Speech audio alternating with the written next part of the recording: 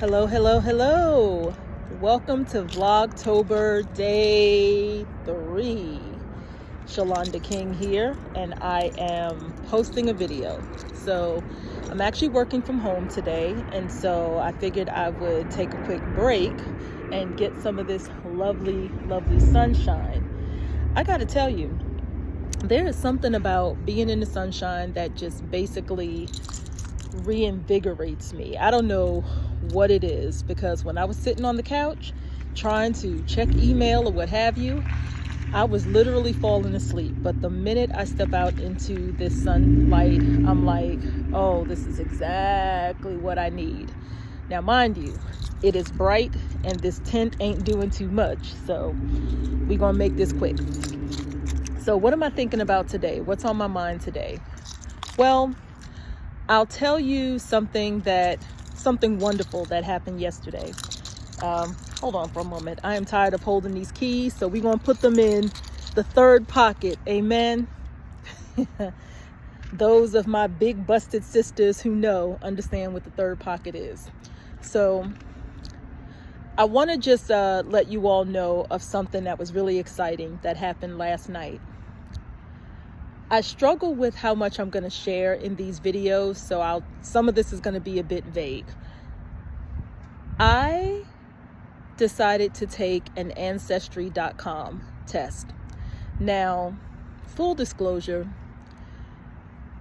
ancestry tests, when it comes to Black folks, like Black Americans whose families have been in the United States since days of enslavement, can be a little bit tricky.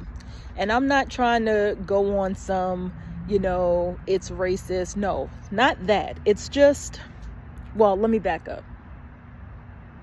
We live in a society where, racism is systemic. It's another conversation for another time. But I'm not saying ancestry.com is racist. What I'm saying is that, oftentimes when it comes to a Black American taking these ancestry tests, because there isn't as much data for, let's say, the ethnic groups that we as people of African descent came from, because there isn't as much data on ethnic groups for us as there is for our European counterparts in ancestry.com, sometimes the results that we can get can be a little bit skewed. Whereas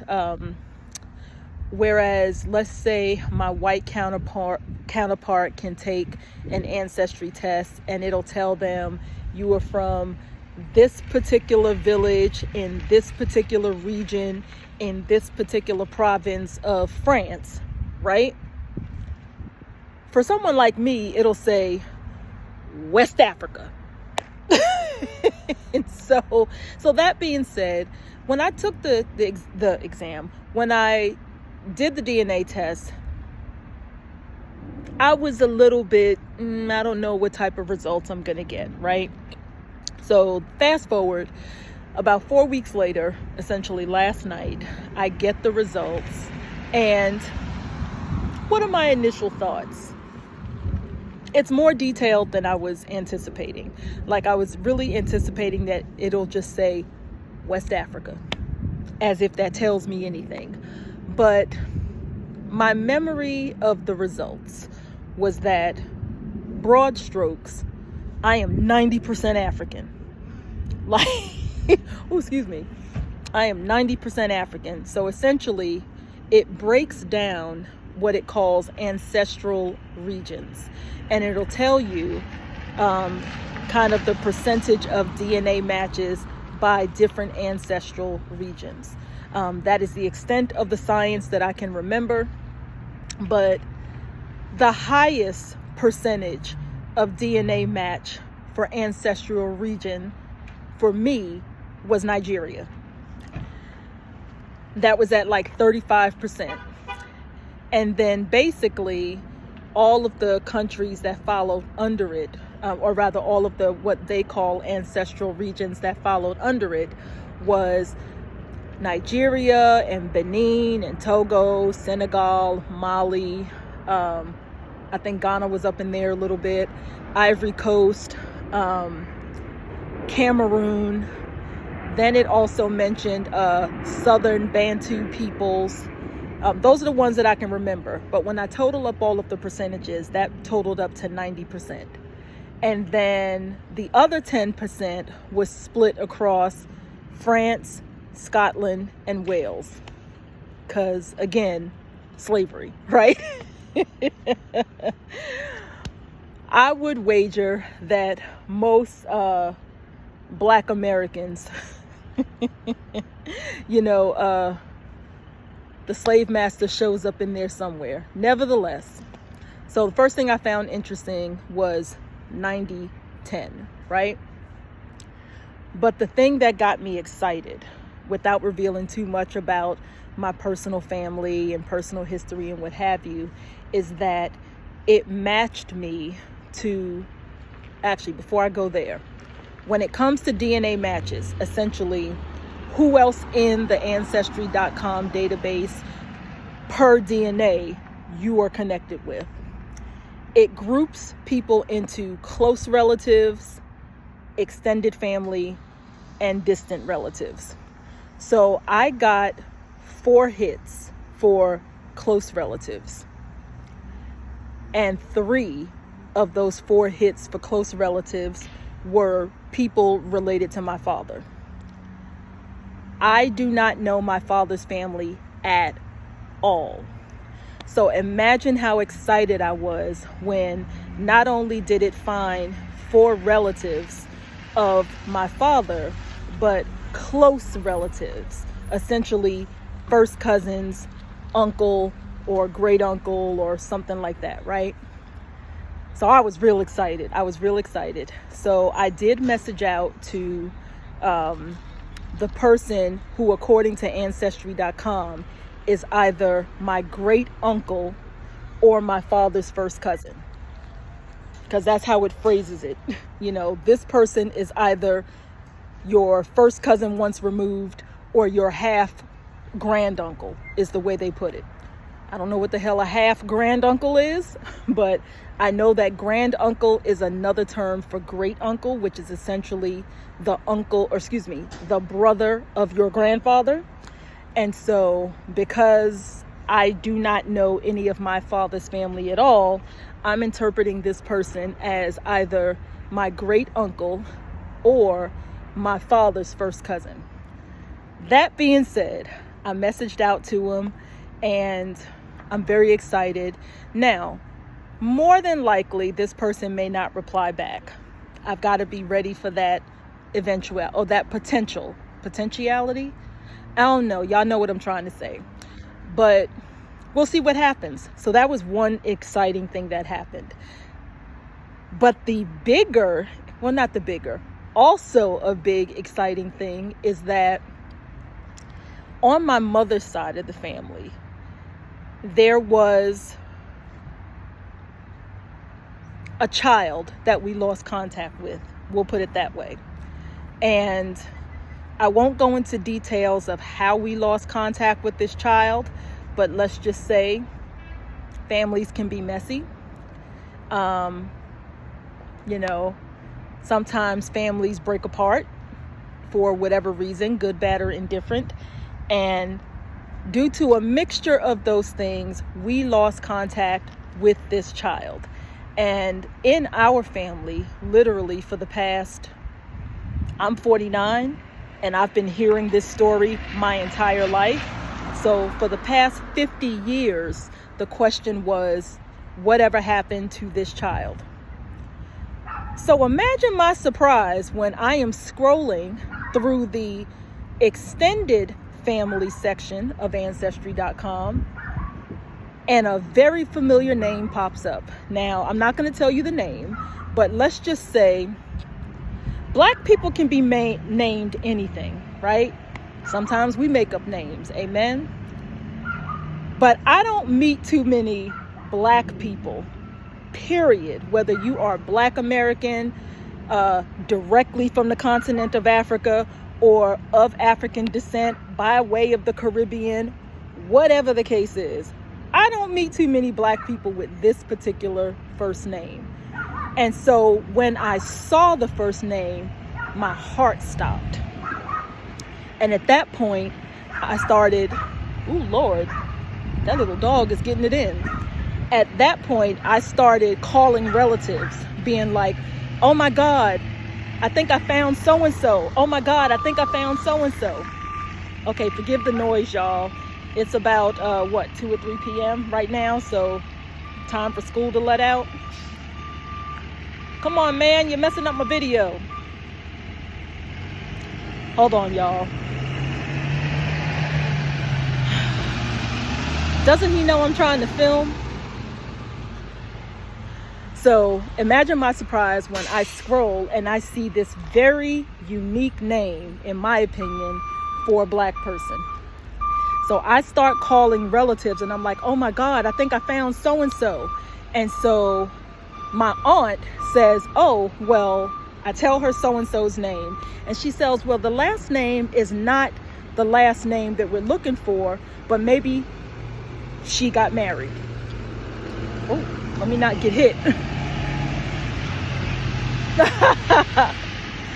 And then the minute my aunt says, well, the last name you're giving me for this person is not the last name that we knew her by, but maybe she got married.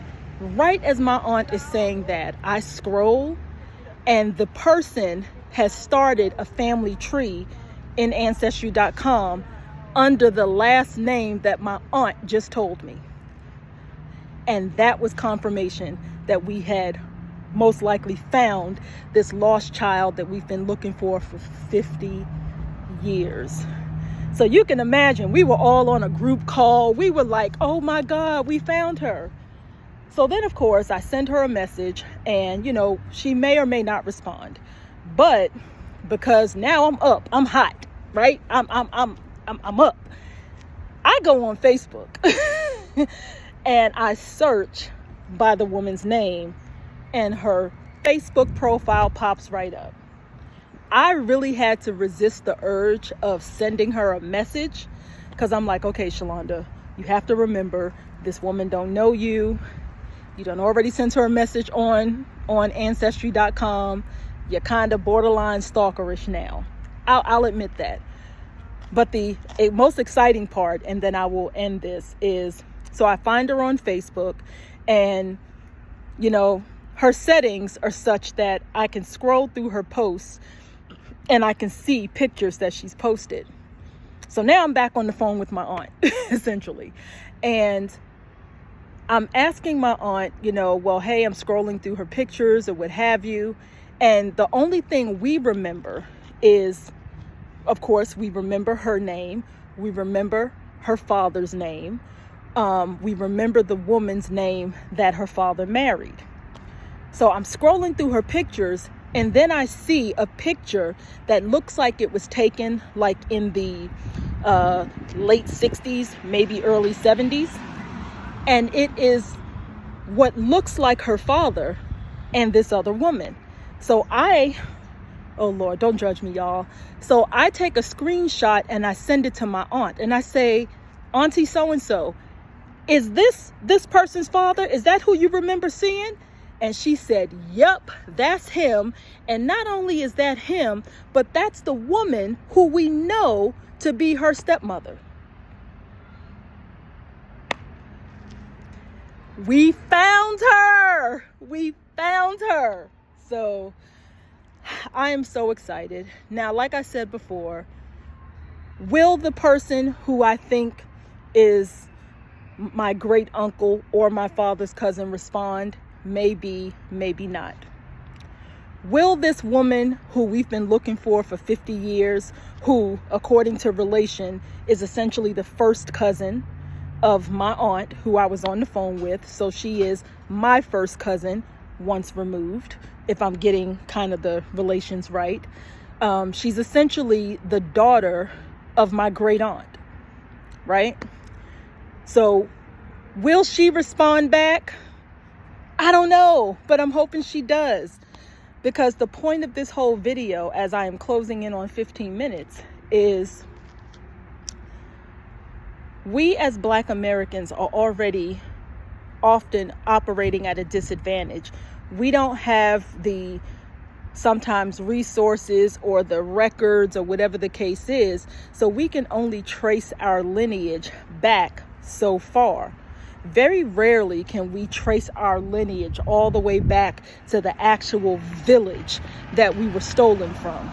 And yes, stolen from. Contrary to what some celebrities would have you be, slavery was not a choice. But that's another video for another day. But very rarely can we trace our lineage all the way back to the actual village where we started. That's why it's so important that we keep our tradition of oral histories alive. It is important that even if we can't keep our families together, we share these stories so that those who maybe will be taken away from us can be remembered in some way. Had I not grown up hearing the story about this particular child who was lost to us, and had not my family members spoke her name to me, fast forward last night as I'm scrolling through extended family DNA matches, nothing would have made me stop on her name. But I stopped on her name because her name had been spoken to me for 50 years. So that being said, keep your oral tradition strong. And this goes for everyone, not just Black Americans or people of African descent. Keep your oral history strong. Share those stories. Take time to connect with the seniors in your family before they pass on and find out those stories. Quick sidestep before I let you go. So my great uncle died, I want to say it was 2010. And I remember at one point, so this is now long time ago, but I remember at one point, I had decided that I was going to trace our family history. So I called him one day to interview him. And he told me, now again, I don't know if this is true. He did have a bit of a drinking problem, but one of the things that my great uncle told me was that he told me two things that I thought were humorous. One, that he had wanted to join the military so badly that he joined the military when he was 16, and he lied about his age. So that was one thing he told me. And understand, at the point when I'm having this conversation with him, which is when I was a teenager, and I am 49. But so you can imagine, this is a conversation that happened over 30 years ago, and he died 10 years ago, or not 10 years ago. He died in 2010. So that was 15 years ago. And so you can imagine how old he was. He told me that he joined the military when he was 16 because he lied about his age so that he could get in. And then he also told me this, that he used to work as a security guard for Susan Lucci, and that, let's just say, he and Susan Lucci once had a